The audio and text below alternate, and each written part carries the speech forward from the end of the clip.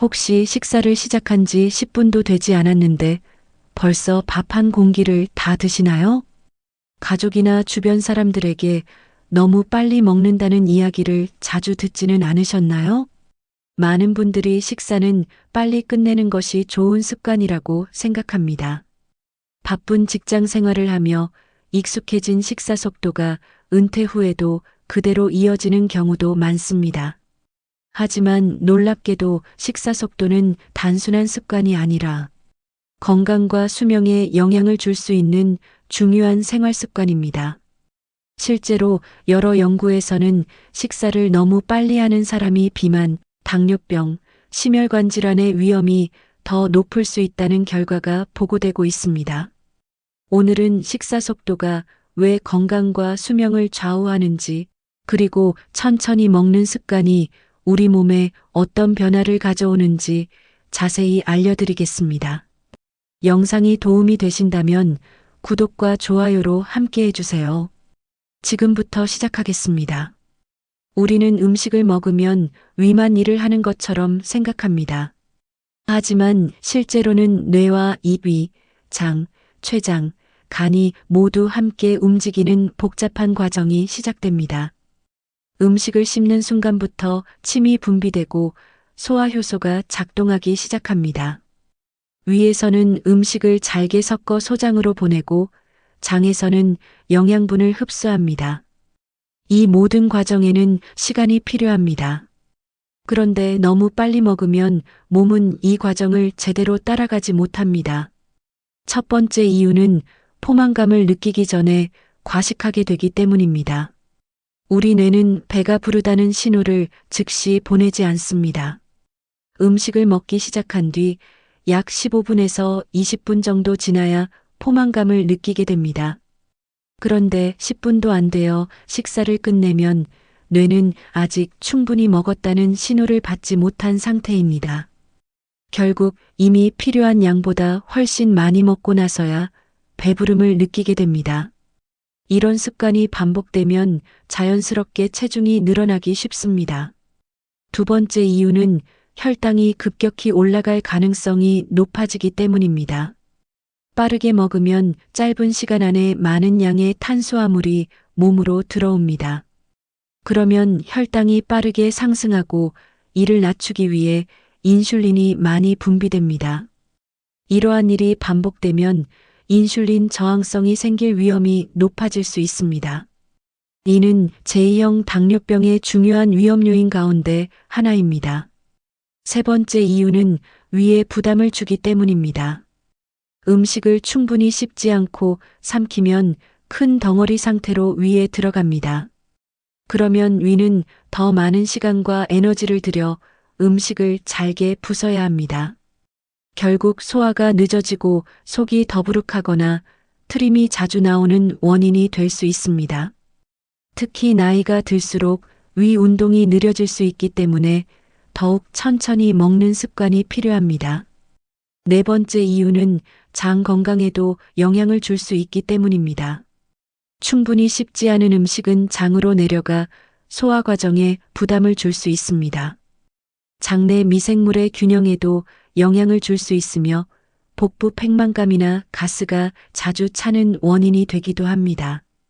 다섯 번째 이유는 심혈관 건강과도 관련이 있기 때문입니다. 과식과 비만, 혈당 상승은 결국 고혈압과 고지혈증의 위험을 높일 수 있습니다. 이러한 질환은 심근경색과 뇌졸중 같은 심혈관 질환의 위험을 높이는 중요한 요인입니다. 즉, 빠른 식사는 단순히 위만 힘들게 하는 것이 아니라 몸 전체의 건강에도 영향을 줄 수 있습니다. 그렇다면 식사를 천천히 하면 어떤 좋은 점이 있을까요? 첫 번째, 적은 양으로도 포만감을 느끼게 됩니다. 뇌가 충분히 먹었다는 신호를 받을 시간을 벌어주기 때문입니다. 자연스럽게 과식을 줄이는 데 도움이 됩니다. 두 번째, 혈당이 보다 완만하게 올라갈 가능성이 있습니다. 이는 당뇨병 예방과 혈당 관리에도 도움이 될 수 있습니다. 세 번째, 소화가 편안해집니다. 충분히 씹으면 침 속 소화효소가 음식과 잘 섞이면서 위의 부담도 줄어듭니다. 네 번째, 체중 관리에도 도움이 됩니다. 많은 연구에서 천천히 먹는 사람이 빠르게 먹는 사람보다 비만 위험이 낮은 경향을 보였습니다. 다섯 번째, 음식을 더 맛있게 즐길 수 있습니다. 급하게 먹으면 맛을 느끼기도 전에 식사가 끝납니다. 천천히 먹으면 음식의 향과 식감을 충분히 느낄 수 있어 만족감도 높아집니다. 그렇다면 식사를 얼마나 천천히 해야 할까요? 정답은 시간을 재는 것이 아닙니다. 중요한 것은 씹는 횟수와 식사의 여유입니다. 한 입 먹을 때 최소 20번 정도 씹는 습관을 들여보십시오. 처음에는 조금 어색할 수 있지만 점차 익숙해집니다. 또한 음식을 삼킨 뒤 바로 다음 숟가락을 뜨기보다 잠시 쉬는 것도 좋은 방법입니다. 숟가락을 내려놓고 대화를 하거나 물을 한 모금 마시는 것도 도움이 됩니다.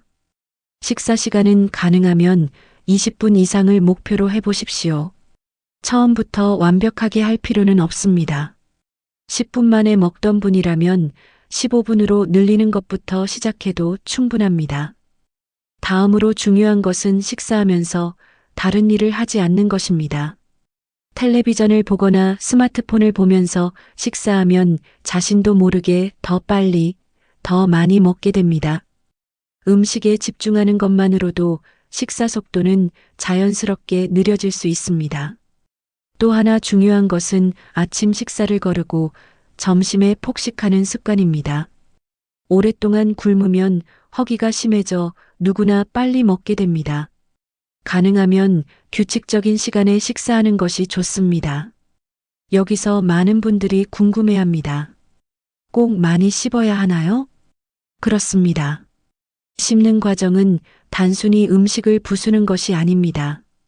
침 속 소화효소와 음식을 충분히 섞어주고 뇌에 포만감 신호를 보내며 위의 부담을 줄이는 중요한 과정입니다. 특히 치아가 불편한 어르신들은 음식을 잘게 썰거나 부드럽게 조리해 충분히 씹을 수 있도록 하는 것이 좋습니다. 그렇다면 병원을 찾아야 하는 경우도 있을까요? 천천히 먹어도 음식을 삼키기 어렵거나 식사 후 심한 통증이 반복되거나 체중이 갑자기 감소하거나 구토나 흡변이 나타난다면 단순히 식사 속도의 문제가 아닐 수 있습니다. 이러한 경우에는 반드시 의료기관에서 정확한 진료를 받아야 합니다. 여러분, 우리는 좋은 음식을 찾기 위해 많은 시간을 씁니다. 어떤 음식이 몸에 좋은지, 어떤 영양제가 효과적인지 관심을 가집니다. 하지만 어떻게 먹느냐, 역시 무엇을 먹느냐만큼 중요합니다. 오늘 꼭 기억하셨으면 하는 3가지가 있습니다. 첫째, 식사를 너무 빨리 하면 과식과 혈당 상승, 소화불량의 위험이 커질 수 있습니다. 둘째, 천천히 충분히 씹어 먹는 습관은 위와 장의 부담을 줄이고 체중 관리에도 도움이 됩니다. 셋째, 건강한 식사는 좋은 음식만으로 완성되지 않습니다. 여유 있게 천천히 먹는 습관까지 갖추어야 비로소 건강한 식사가 됩니다. 건강하게 오래 사는 비결은 거창한 것에 있지 않습니다. 오늘 한 숟가락을 조금 더 천천히 먹는 것, 한 입을 조금 더 오래 씹는 것, 가족과 대화를 나누며 식사를 즐기는 것. 이 작은 습관들이 모이면 위가 편안해지고 혈당이 안정되며 건강한 노년으로 이어질 수 있습니다. 오늘 저녁 식사부터는 시간을 조금 더 들여 천천히 드셔보시기 바랍니다. 여러분의 몸은 분명 그 작은 변화를 기억하고 건강으로 보답할 것입니다. 오늘도 끝까지 시청해 주셔서 진심으로 감사합니다. 다음 영상에서는 더욱 유익하고 믿을 수 있는 건강 정보로 찾아뵙겠습니다.